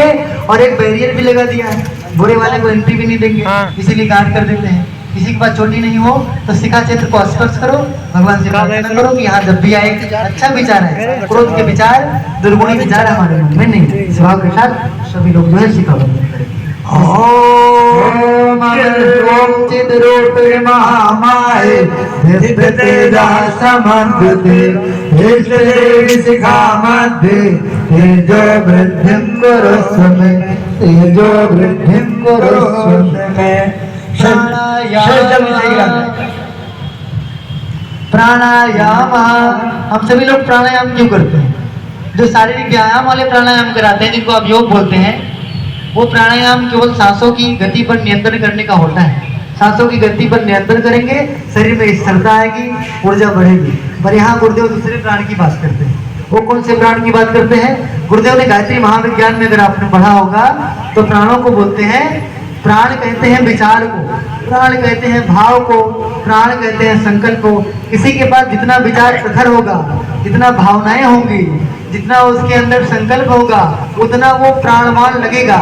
नहीं तो आलसी, प्रमादी और निकम्मा, दो कौड़ी का ढिल्ला आदमी लगेगा। ये तीन चीजें होनी चाहिए। जैसे आज डीटेक हो रहा है ना, अब मैं पूछूं डीटेक में सबसे ज्यादा प्राणवान कार्यकर्ता कौन थे जो ज्यादा काम किए? वही रहे होंगे जिनके विचार ज्यादा रहे होंगे कि दीपक ऐसे लगाना चाहिए, फोटो ऐसे लगाना चाहिए, ऐसे करना चाहिए। जिनके पास विचार ज्यादा रहे होंगे वो सक्रिय रहे होंगे। जिनके प्रति भगवान, जिनके अंदर गुरुदेव के प्रति भाव रहा होगा, वो लोग कहते हैं यहाँ से दक्षिणा कितना मिलनी है उतना तो मैं मेहनत करूंगा, नहीं तो मैं मेहनत करने के लिए राजी नहीं। पर जिसके अंदर गुरुदेव के प्रति भाव होगा ना, सवेरे 3 साढ़े 3 बजे के जागे हमारे आकाश भैया पूरे परिजन के साथ देव संस्कृति विश्वविद्यालय से आए हुए गायत्री परिजन के लोग सवेरे 6 साढ़े 5 बजे से कार्यक्रम कर रहे हैं। बीच में 1 घंटे का रेस्ट मिला, अभी चलता ही रहा। क्यों? इसमें क्या मिल रहा है? अरे मिलने क्या है? 3-4-5 हजार रुपये खर्चा किया होंगे, मुझे लगता है। मिलने क्या? 4 किलोमीटर से गाड़ी चला के मिलना क्या है? आपको दे भी तो मैं नहीं लूँ, गलती से आप दे भी देंगे, हमें लगता है 3-4 हजार रुपये की पुस्तक लेके दे के जाएंगे। और फिर अभी मैं पूछ करके भी जाऊंगा, भैया बजट में कितना खर्चा हुआ, 1-2 हजार मेरी जेब से भी लिख दूँ, खर्चा किया हो तो अच्छा रहेगा। फिर दूसरी बात ये भी रहेगी, यहाँ से अगर गलती से हमको दक्षिणा मिल गया तो ये सीधे यहाँ के ट्रस्ट को जाएगा, हमको भिजवाना तो वही रहता है, यही चला जाएगा, मैं क्यों लूँगा? लेना तो है नहीं। तो गुरुदेव के पीछे भाव है, इसलिए सक्रियता बनी हुई है, इसीलिए हम प्राणवान लगते हैं। भाव नहीं होता तो भूल जाते, बेकार हो जाते, 2 कौड़ी काटने हो जाते। भाव 1, विचार 2। तीसरी बात संकल्प, जितना संकल्प उतना प्राणवान। अभी संकल्प ले लो कि कल दिन भर में हम लोग जो है एक ढंग का काम करेंगे। कौन सा काम करेंगे? पढ़ाई करने वाला कह सकता है कि मैं एक चैप्टर पूरा पढ़ डालूंगा, भले 4 घंटा लगे, कर डालेगा, सक्रिय भी रहेगा। छोटी छोटी संकल्प लेने की आवश्यकता है। हर सप्ताह 1 पेड़ लगाऊंगा। थोड़ी सी कथा में सुनाऊंगा संकल्प वाली। एक थे, सामान्य व्यक्ति थे, उन्होंने 15 साल की आयु में ये महसूस करा कि गजब की बात है। उनके अंदर एक, बहुत सारे लोगों के अंदर का संस्कार होता है ना कि राष्ट्र के लिए, देश के लिए, दूसरों के लिए जब तक वो कुछ कर नहीं लेंगे तब तक वो चैन पूर्वक बैठ नहीं सकते। इसमें से बहुत लोग होंगे ऐसे, वो बैठवा नहीं करेंगे, उनके तब भाव ढकेलता रहता है, क्या करेंगे? ऐसा व्यक्ति रहा होगा। तो उसने सोचा कौन सा काम होगा कि पूरे जीवन में सबसे ज्यादा अनुदान प्रदान देते पूरे समाज को। तो उसने कहा अगर किताबें बांट दी तो कितने का बांट लूंगा, अन्न बांट दूं तो कितना बांट दूंगा, पैसा बांट दूं तो कितना बांट दूंगा। एक काम हो सकता है, अगर मैं ऑक्सीजन डोनेट कर पाऊँ समाज वालों को तो मुझे लगता है 1 पेड़ लगा के करोड़ों का ऑक्सीजन दे सकता हूँ। कोरोना काल में लोग उसी के बगैर मरे। उसने 15 साल की उम्र में संकल्प लिया, 75 साल की उम्र तक जो है जिया। पूरे जिले में 1,000 पेड़ का 1,000 बगीचा लगाया। वो जिला का नाम है हजारीबाग। सुना कि नहीं? हजारीबाग। हजार पेड़ों का 1000 बाग का ऑक्सीजन की कीमत बताइए, लकड़ी की कीमत बताइए। क्या था? भीतर संकल्प था, ड्यूटी जाते समय 2 पेड़ लगा दे और ड्यूटी जाते समय 2 पेड़ लगा दे, बस बहुत हो गया। हम क्या करें? संडे को पेड़ लगा दे, हर संडे को लगा दे, बर्थडे पे लगा दे, अच्छे कार्यक्रम जहाँ किए तो पेड़ लगा दे। देखना पूरी उम्र का जब लेखा जोखा लिखेंगे, अरे राम राम मैंने किया है, थोड़ा थोड़ा बहुत बहुत भगे, इतना हो गया सागर जैसा। गजब की बात है। संकल्प आ जाए, सक्रिय हो जाए। किसी के पास कोई संकल्प ही नहीं है, हमें संकल्प लेना चाहिए। लेना ये चाहिए कि सप्ताह में इतना काम हम निपटा देंगे, इतना परिवार वालों के लिए काम कर देंगे, इतना जहाँ ड्यूटी करते हैं वहाँ कर देंगे, इतना हम राष्ट्र में कर देंगे। हमारे यहाँ गांधी परिवार में जब कोई जुड़ता है तो गुरुदेव संकल्प दिलवाते हैं, बेटा तुम लोग मुझे क्या मानते हो? तो गुरुदेव सब लोग बोलते हैं, गुरु जी मैं आपको गुरु कब मानता हूँ, भगवान कब मानता हूँ, मैं आपको अपना पिता मानता हूँ, पिताजी आप मेरे हैं। अच्छा, पिताजी के अकाउंट से तुम कुछ लेना भी चाहते होगे, पुण्य तप ज्ञान पुरुषार्थ सब चाहते होगे ना, ठीक बात है। बेटा भूखा सोए, बाप भूखा सोए, बाप को कुछ खाने के लिए भी चाहिए। आज के बाद तुम खाना तो मेरे लिए एक मुट्ठी अंडा निकाल देना, रोज का रोज निकाल देना। तुम पैसे खर्चा करना तो 1 रुपया मेरे लिए रोज निकाल देना, बस इतना करना। तो गुरुदेव ने 1 रुपया रोज, 1 मुट्ठी चावल डेली का मांगा। और क्या मांगा? 1 घंटा मेरे लिए तुम समय निकाल देना, दाएं बाएं करके, ना मिले तो संडे मुझे दे देना। अब गायत्री परिवार के यहाँ बहुत लोग बचे हैं, बैठे हुए हैं, वो अपने जीवन काल में बहुत उम्रदार बाबूजी लोग बैठे हैं, पूरे जीवन में गुरुदेव के काम में कितना रुपया डोनेट किए होंगे, और 1 रुपया निकाल के तो भी पूछिए तो कहेंगे भैया अगर मैं लेखा जो करूँ तो 3-4 लाख रुपए में डोनेट करूँगी। कितना समय दिए होंगे? तो कहेंगे ऐसा है, अगर एक सिरे से कहूँ तो 1 साल समय दे दिया, 1 साल बहुत होता है। 1 साल में कितना काम किया होगा?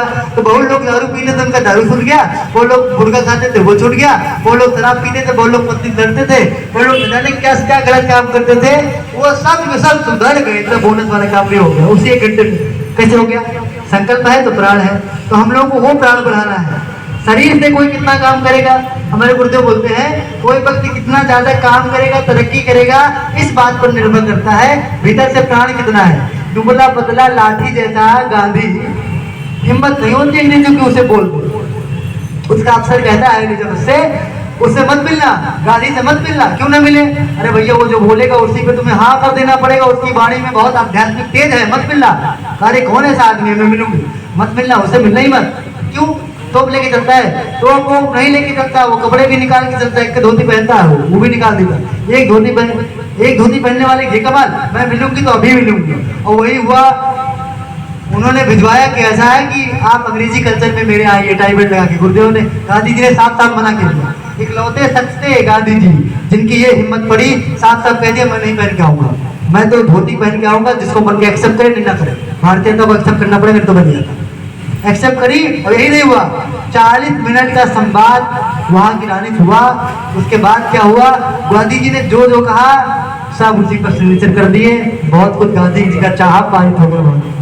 क्यों हो गया? अरे भैया प्राणवान थे। नाटक का सचिन तेंदुलकर गजब का खेलता है, वो प्राण था ना उसके अंदर, गांधी के अंदर प्राण था, प्राणवान। प्रहलाद के अंदर प्राण था, एक से बढ़कर एक राक्षस से उनके नाक में दम कर दिया। बच्चा हो, उम्र का कोई भी हो, कोई फर्क नहीं पड़ता, बूढ़ा हो गया हो, कोई फर्क नहीं था। 88 साल की उम्र में रामचरितमानस लिखना शुरू किया है गोस्वामी तुलसीदास जी ने, फिर भी वो प्राणवान ने तो बड़ा काम कर दिया। गायत्री महामंत्र के जब से सांसों को अंदर खींचते हैं, भावना करते हैं हम लोग कि हमारे अंदर वह प्राण की शक्ति बढ़ रही है जो हमको लगातार सक्रिय बनाती है, तब करने की, श्रम करने की शक्ति प्रदान करती है। इस भाव के साथ लंबी गहरी सांस लें, 3 बार प्राणायाम करेंगे, कमर सीधी कर लें, दोनों हाथ गोदी में रख लें, भावना करें कमजोरी बाहर जा रही है, हम भीतर से ऊर्जावान होते हुए चले जा रहे हैं। सत प्रेरणा का विकास हो रहा है, सत संकल्प जग रहा है, सत विचार आ रहे हैं, सत कर्मों के प्रति अपना भी भाव जुड़ रहा है। इस भाव के साथ हम लोग प्राणायाम करेंगे। ओम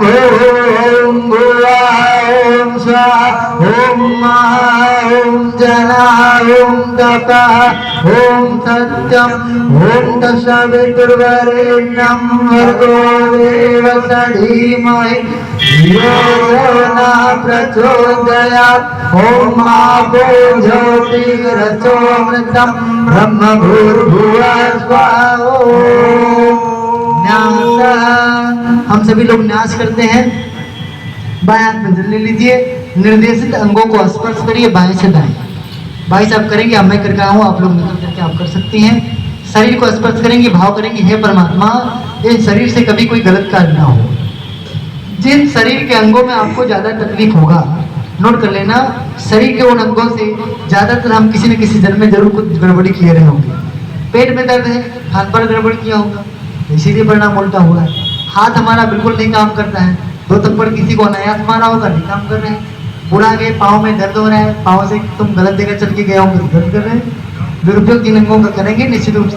आंखों की दृष्टि सर कमजोर होगी ज़्यादा, जवानी में भी मुझे नहीं दिखता, तो बेटा तुम आंखों से किसी को गलत दृष्टि देखे होगे तो खराब तो हो ही जाएगा। हमें लगता है पहले हो जाना चाहिए था, कुछ देर कर दिए, वो हाँ देर कर दिया। तो मुझे लगता है शरीर के अंगों को स्पर्श करते हैं, भावना करते हैं, इन शरीर से कभी कोई अच्छा कार्य हमेशा बनता रहे, खराब काम ना होने पाए, ताकि इसको वेदना ना सहन करे।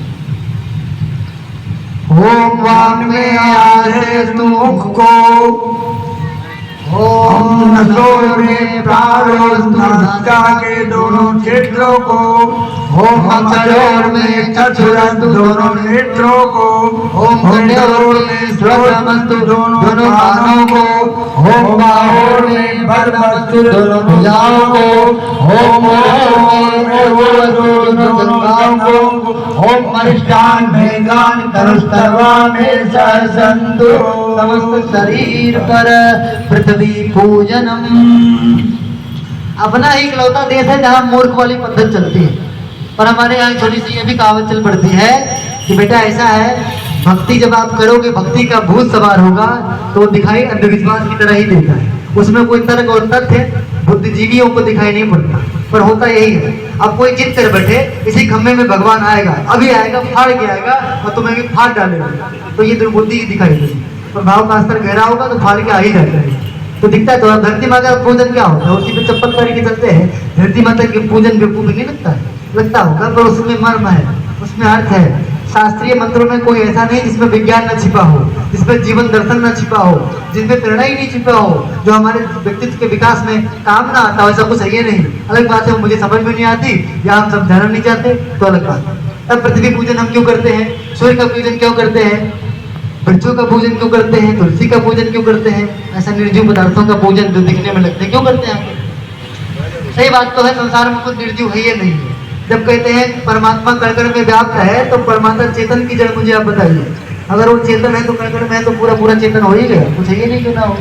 तो ये भी चेतन है पर हमको दिखता नहीं, तो अलग बात है।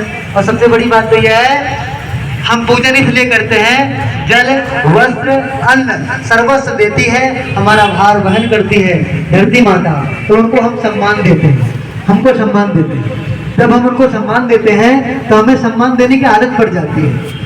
निर्जीव पदार्थ धरती माता हमको निर्जीव देती है, दिखती है, अन्न जल वस्त्र देती है, उनका अगर हम सम्मान कर ले जाएंगे तो जो सजीव हैं हमारा सेवा करते हैं तो उनका भी सम्मान कर लेंगे, अभ्यास करते हैं सम्मान देने का। सूर्य का सम्मान कर लेंगे तो मम्मी का भी कर लेंगे, मम्मी ने हमको जो कुछ दिया वो कर लेंगे नोट करके। हमसे कोई पूछे भैया ऐसा है शादी देखने जाना है बिटिया का, अब बताओ बर मैं कैसे ढूंढूं, कैसे पता पड़े कि अच्छा बर हमें मिला, अब कैसे ढूंढो? हमने कहा भैया ऐसा कि मैंने शादी करी नहीं तो मुझे बहुत ज्ञान मान नहीं है, तुम लोग बुद्धिमान हो, ढूंढो। कहीं कहीं देख के आए हो, कहा देख के तो आया हूँ, एक तो बहुत जचा है, जो जचा है वो वाला मुझे बताओ तो मैं बताऊँ उसे कमी क्या रहेगा जो आप नहीं देखें। मैं कुछ देख करके आओ तो मैं बताऊँ अपनी समझदारी, बाकी जिस विषय में मुझे अनुभव नहीं है। अनमैरिड आदमी विवाह का अनुभव क्या शेयर करेगा आपसे बताइए, तो मैं क्या बता दूं, मैं तो शादी तो किसी देखी नहीं, कहते हो तो मैं बता दे रहा हूँ। उन्होंने कहा ऐसा है देख के आया हूँ, उसके पास 10 बीघा खेत है। वाह गजब की बात है। और क्या है, एक मकान बना हुआ है गांव में, दूसरा लखनऊ में, ये भी बड़ी अच्छी बात है। तीसरा दुकान चलता है लखनऊ वाले मकान में, ठीक बात है। 2 भाई हैं, दोनों सरकारी सर्विस करते हैं, गजब की बात बोल गए आप, ठीक बात है। इतने सब बात गए, ये वो यहाँ वहाँ सब बता गए, उनके रिश्तेदारों में भी ISPCS उनको भी बता दिया, हमको बड़ा गजब शादी देखे हो।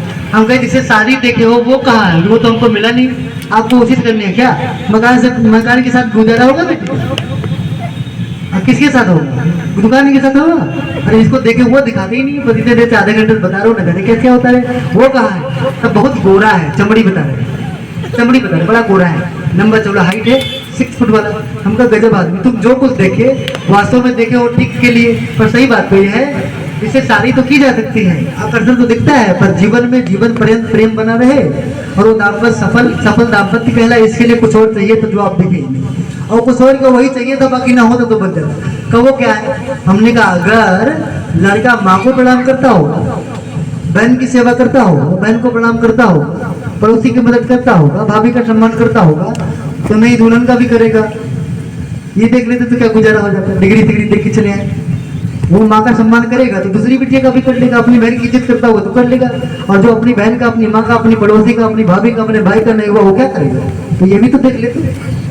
अब ये वाला पक्ष तुम भूल करके दूसरा वाला पक्ष खाली देख रहे हो। नहीं पैसा न रहे तो, अरे बेटा जिसको संस्कार होता है, जिसको सद्बुद्धि होती है, तो पैसा बनाने में कितना देर लगता है? हम लोग 4 घंटा गुरुदेव के काम के लिए देते हैं, 4 घंटा कहीं कमाने में लगा देंगे तो पैसा नहीं आएगा क्या?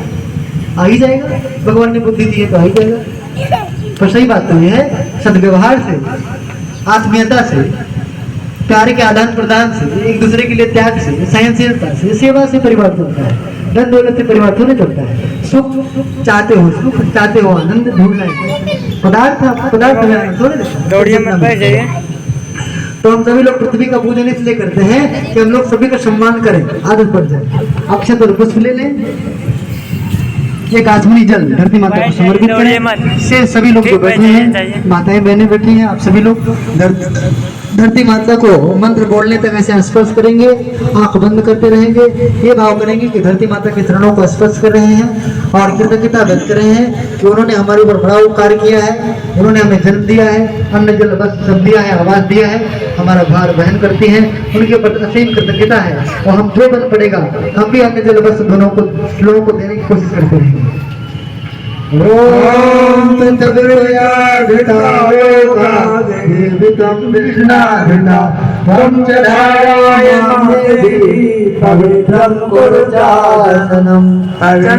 धारणम। हम सभी लोग तिलक लगाते हैं, चंदन सभी तक पहुंचा दीजिए। सभी लोग दाएं हाथ की अनामिका अंगुली में लगा लेंगे, लगाए रखेंगे। जब मैं मंत्र बोलूंगा तो एक दूसरे के मस्तक पे आप लगाएंगे, ऐसे हाथ पे एक दूसरे के मस्तक पे लगाना है, अपने नहीं लगाना। चंदन लगाते क्यों है? इसलिए ताकि हमारा मस्तिष्क ठंडा बना रहे, शीतल बना रहे। अगर आप सुबह उठो तिलक लगा रहे, मन को याद कराने वाली रिमाइंडर चाहिए। मन तो ऐसा है जिसको बार बार याद कराने वाला चाहिए। जो चीज को आप याद कराएंगे वही काम करेगा। बाहर आप सब्जी लेने वाला लिस्ट बना के लेके चले जाइए और गाड़ी लेके चले जाते हैं और कभी कभी चक्कर मार के बोल आते हैं, पता नहीं क्या लेने गए थे, वैसे चले गए, खरीदे ही थे। क्यों? माइंड को याद नहीं दिलाया ना, याद दिलाना पड़ता है। तिलक लगा लो और कह दो कि मैंने तिलक लगाया है, दिन भर मैं आवेशित नहीं होऊंगा, क्रोधित नहीं होऊंगा, मन को उद्विग्न नहीं करूंगा। इस भाव के साथ हम लोग तिलक करते हैं कि हमको गुस्सा करने का कोई अधिकार नहीं है। तो मन को शीतल और ठंडा रखने के लिए, संतुलित रखने के लिए हम सभी लोग चंदन लगाते हैं। सब तक पहुंचा दे भैया, सबको लगवा दे रहे? हाँ लगवा दीजिएगा, लगाइए। ओम चंदनस्य महात्म्यं पवित्रं पापनाशनम् आपदामहर्ते नित्यं लक्ष्मी तिष्ठति सर्वदा, लक्ष्मी तिष्ठति सर्वदा। रक्षा सूत्रम। हम सभी लोग कलावा बांधते हैं तो भावना ही करते हैं कि हम लोग सत्कर्म करने के लिए व्रत ले रहे हैं, सूत्र बांध रहे हैं ताकि हम अच्छे काम को करने का संकल्प लें। मुख्य यजमान को कलावा बांधते, फिर सभी लोग जिनकी शादी हो गई है महिलाएं बाहर से मुट्ठी बांधते, बाहर से पकड़ लें। भावना करेंगे कि जो हम लोगों को अच्छी बात समझ में आती है, अपना दिल जिसके लिए गवाही देता है कि ये सही है, करना चाहिए, उस काम को करने का यहाँ से व्रत लेकर के जा रहे हैं। इस भाव के साथ आप करेंगे। शेष वर्ग दाएं हाथ की मुट्ठी बांध दें और पकड़ ले हाथ। इस भावना के साथ हम लोग अच्छे काम को करने का संकल्प लें। बेटियां भी दाएं हाथ जिनकी शादी नहीं हुई, और पुरुष वर्ग बाकी सब माने। ओम व्रतेन दीक्षामाप्नोति दीक्षाप्नोति दक्षिणं दक्षिणा श्रद्धामाप्नोति श्रद्धया सत्यमाप्यते श्रद्धया सत्यमाप्यते। कलश पूजनम। कलश पूरे ब्रह्मांड का प्रतीक माना जाता है। इसमें संसार की सभी देव शक्तियों का एक अंश की शक्ति विद्यमान रहती है। इसी भाव के साथ कि विश्व के देवता, वेद माता, देव माता, विश्व माता, ग्राम देवता, स्थान देवता, गुरु देवता, महाकाल देवता, युगाधिपति महाकाल, सबकी एक अंश की शक्ति उसमें विराजमान है। इस भाव के साथ हम लोग कलश का पूजन करेंगे। ओम तत्वयामि ब्राह्मणा वन्दमाना सदा दासे यजमानो अहिर्मानो वरुणे बुद्धिर्चक्वं समानयायुर्नमोऽसि।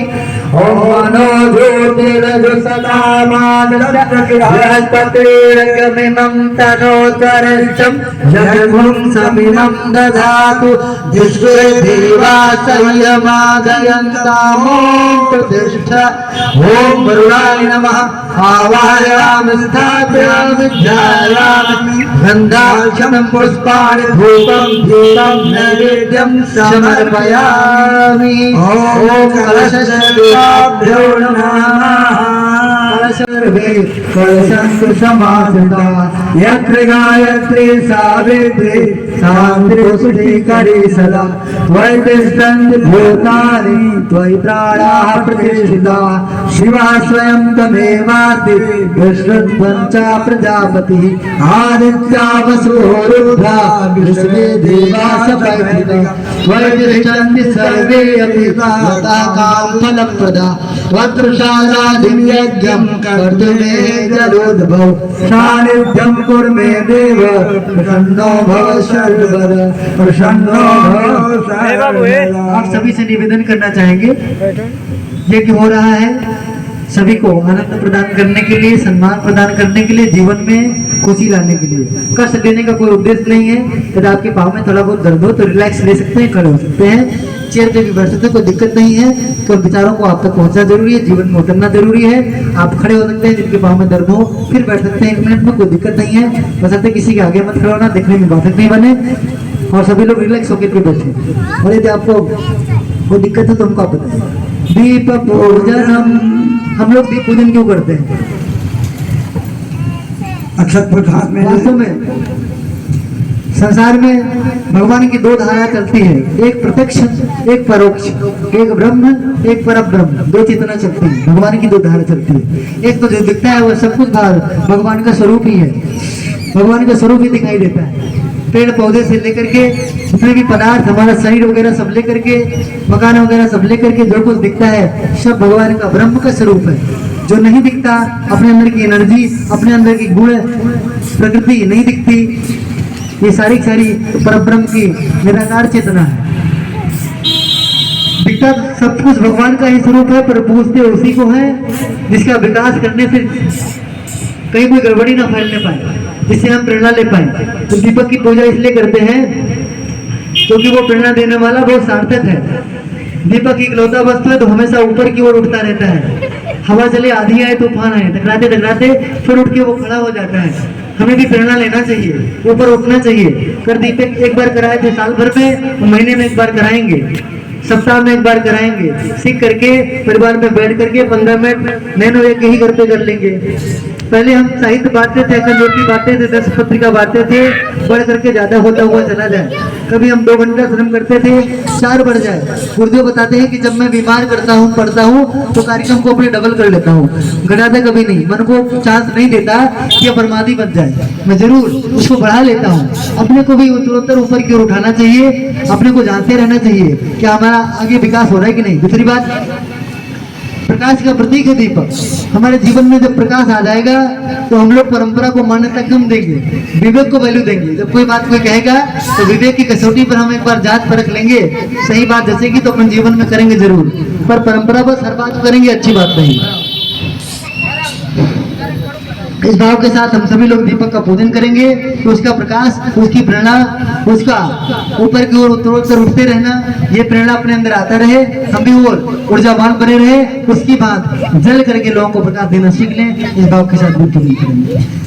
ओम अग्निर्ज्योति ज्योतिर्ग्नि स्वाहा सूर्यो ज्योति ज्योतिर्ज्योतिरा स्वाहा अग्निर्वर्चो ज्योतिर्वर्चा स्वाहा सूर्यो वर्चो ज्योतिर्वर्चा स्वाहा ज्योति सूर्या सूर्यो ज्योति स्वाहा। ओम ज्योति पुरुषाय नमः। मास्टर सिनेमा में पुष्पक में चढ़ा देवावाहनम। हम सभी लोग एकाग्र हो जाएं, चित्त को एकाग्र कर लें, मन को शांत कर लें और केवल इस भाव को महसूस करें। संसार में अगर कोई व्यक्ति 2 बार भी गायत्री महामंत्र का जप करता होगा तो उसके संरक्षित साक्षात महाकाल परम पूज्य गुरुदेव पंडित राम शर्मा आचार्य हैं, निश्चित रूप से। और जो लोग इतना बड़ा महाआयोजन करते हो गायत्री महायज्ञ के रूप में, इतने लोग प्रेरणा और प्रकाश पाने के लिए बैठे हो, सन्मान पाने के लिए बैठे हो, अपने को बदलने के लिए, समाज में कुछ योगदान देने के लिए बैठे हो, वहाँ गुरुदेव की उपस्थिति नहीं होगी, ये भ्रम बिल्कुल मिटा दीजिए। निश्चित रूप से उनकी चेतना उपस्थित थी, तो आवाहन करेंगे तो पूरी तरह से सक्रिय हो जाएगी। अपने घर का, अपने परिवार का, समाज का, राष्ट्र का जो दर्द उनके सामने अभ्यर्थना प्रस्तुत करेंगे, प्रार्थना करेंगे, तो निश्चित रूप से अगर वो अमित प्रारब्ध भी होगा तो उसमें भी बहुत कुछ हल्का बना जाएगा और छोटे मोटे दुख दर्द होंगे तो यहाँ जाते जाते भी गायब हो जाएगा। लाखों लोगों का हजारों घटनाओं का, लाखों घटनाओं का अनुभव है कि गुरुदेव जब जीवन में एंट्री करते हैं तो न जाने कितनी समस्याएं रहती हैं, कटती छटती चली जाती हैं। 2 कौड़ी के आदमी को राष्ट्रीय स्तर का वक्ता बना देना ये गुरुदेव की बड़ी सहज कला है, सामान्य कृपा है, सामान्य अनुदान है। ये बोलता हूँ महापुरुष बना देना, थोड़े दिन में न जाने कहाँ कहाँ लोगों को उठा के क्या बना दिया पता ही नहीं है। तो वो चेतना गुरु के आवाहन के साथ साथ यहाँ सक्रिय होने जा रही है, उस स्तर के साथ कि आप जो कुछ प्रार्थना करेंगी, आपकी जो आवश्यकता होगी उसकी पूर्ति करने के लिए आपके भीतर थोड़ी बहुत चिंगारी राष्ट्र हित के लिए होगा, आप कल्याण के लिए होगा, तो उसको प्रज्वलित करने के लिए, आपको प्राण ऊर्जा से भर देने के लिए, आगे आपको नई योजना देने के लिए गुरु की चेतना यहाँ आवाहन करते ही सक्रिय होने जा रही है, हमको अनुदान विदान से अनुप्राणित करने जा रही है। इस भाव के साथ सभी लोग इस चित्त के साथ ठहर करके उस गुरु का आह्वान करें, भाव करें, तो उसकी उपस्थिति है रोम रोम में हमको इसका आभास होता हुआ चला जा रहा है। अच्छा कुछ हाथ में ले लें।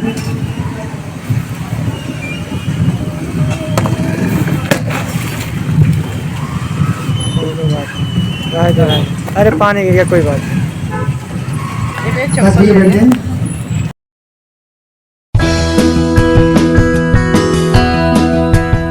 बोलिए परम पूज्य गुरुदेव की, वंदनीय माता जी की। दिए का बड़ा संदेश है। दिया हमें कुछ कह रहा है, लेकिन उसके लिए मौन होना पड़ेगा और ध्यान से सुनना पड़ेगा। दिया ये कह रहा है कि किसी भटके को सही राह पर लाकर देखो, किसी गिरते हुए को जरा उठाकर देखो, गलियों चौराहों को बहुत रोशन किया हमने, आओ चलें किसी अंधेरे मन में एक दिया जलाकर देखो। ये दिया हमें ये कहता है, ये संदेश आज हमें आदरणीय भाई साहब देने वाले हैं, और वो स्वयं एक प्रज्वलित दिए की तरह हैं। अखंड दीप, अखंड ज्योति की अखंड अग्नि लेकर जिनके दिल में सतत प्रज्वलित है। ख्वाहिशों से नहीं गिरते हैं फूल झोली में। गुरुदेव ने अखंड दीप जलाया है, वो जल रहा है। ख्वाहिशों से नहीं गिरते हैं फूल झोली में, कर्म की शाख को हिलाना होगा, कुछ नहीं होगा अंधेरे को कोसने से, अपने हिस्से का दिया खुद ही जलाना होगा। अब अपने हिस्से का दिया जलाने का समय आ गया है। धरा पर अंधेरा बहुत छा गया है, धरा पर अंधेरा बहुत छा गया है।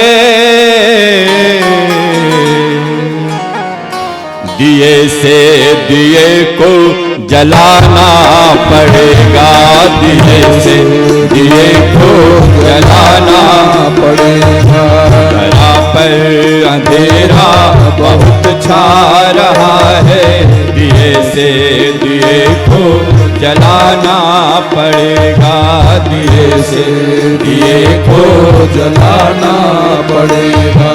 दिए से दिए को जलाना पड़ेगा, दिए से दिए को जलाना पड़ेगा, दिए से दिए को जलाना पड़ेगा, दिए से दिए को जलाना पड़ेगा।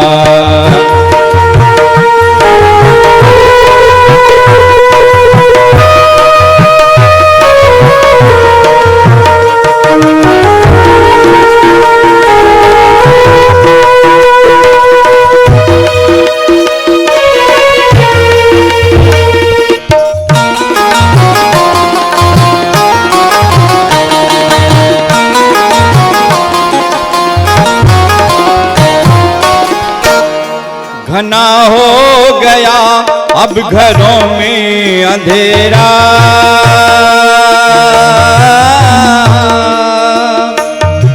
घना हो गया अब घरों में अंधेरा, बढ़ा जा रहा मंदिरों में अंधेरा, घना हो गया, अब घरों में अंधेरा बढ़ा जा रहा, मंदिरों में अंधेरा नहीं हाथ को हाथ अब सूझ पाता,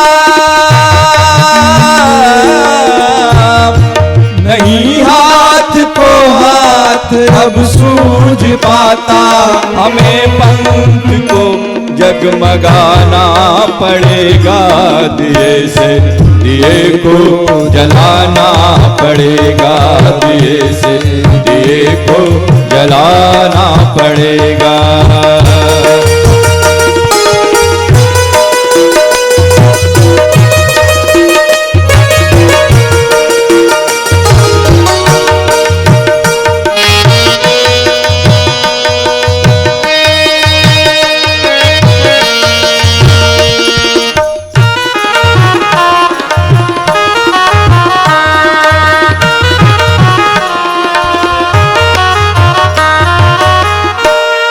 विषम विषधरों सी बढ़ी रूढ़ियां हैं,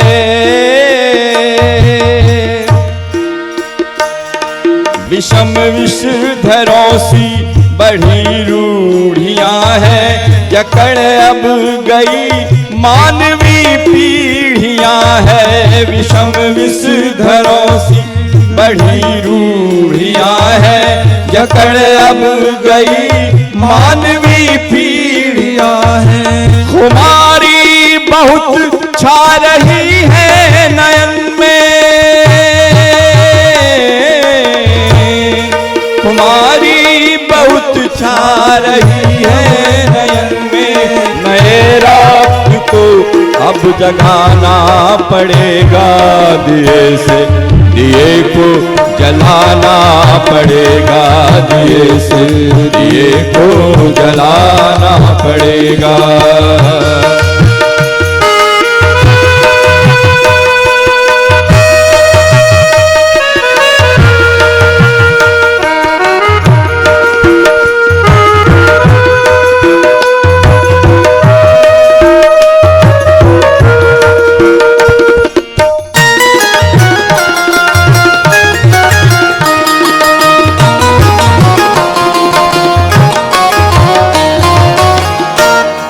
करें कुछ जतन स्वच्छ दिखें दिशाएं,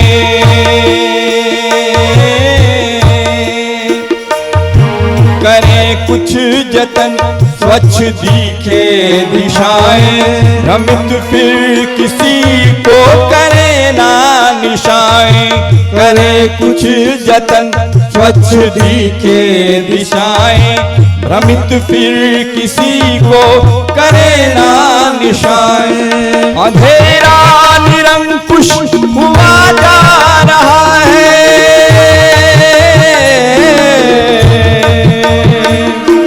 अंधेरा निरंकुश हुआ जा रहा है, हमें दंभ उसका मिटाना पड़ेगा, दिए से दिए को जलाना पड़ेगा, दिए से दिए को जलाना पड़ेगा, दिए से दिए को जलाना पड़ेगा, दिए से दिए को जलाना पड़ेगा, दिए। जय महाकाल जय महाकाल जय महाकाल जय महाकाल जय महाकाल जय महाकाल जय महाकाल जय महाकाल जय महाकाल जय महाकाल जय महाकाल जय महाकाल जय महाकाल जय महाकाल जय महाकाल जय महाकाल। जो पाप ताप का हरता है, जो पाप ताप का हरता है, जो पाप ताप का हरता है, जो पाप ताप का हरता है, जो युग परिवर्तन करता है, जो युग परिवर्तन करता है, जो युग परिवर्तन करता है, जो युग परिवर्तन करता है, आदि शक्ति को साथ लिए, आदि शक्ति को साथ लिए, आदि शक्ति को साथ लिए,